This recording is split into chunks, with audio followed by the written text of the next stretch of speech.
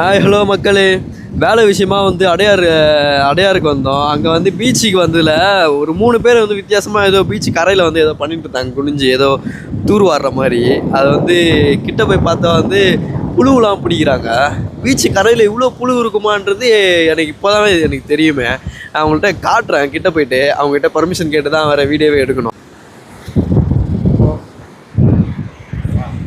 அடங்கொப்புறானு நார்மலாக மண்புழு மாதிரிலாம் இல்லைங்க, அது பார்க்கறதுக்கு டிராகன் புழு மாதிரி இருக்குது. வித்தியாசமாக அப்படியே உடம்பு ஃபுல்லாக முள்ளாக இருக்குது.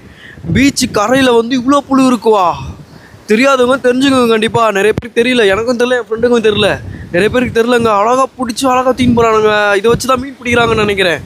பரவாயில்லையே. ஆனால் ஏதோ தண்ணியில் விட்றாங்க, போடுறாங்க, பிடிச்சிடுறாங்க பொட்டுன்னு. எப்படின்னே புரியல எனக்கு. அவ்வளோ பெருசாகுது புழு பாருங்கள் அந்த வீடியோவில். ஐயோ, அப்போ இதில் நடக்கிறதே ரொம்ப ரிஸ்க்கு தான் போலியே. அப்போ உயிருக்கு மேலே நம்ம நடக்கிறோம் போலியே. ஐயோ, தெரியாதவங்க தெரிஞ்சுக்குங்க. Tata, bye by.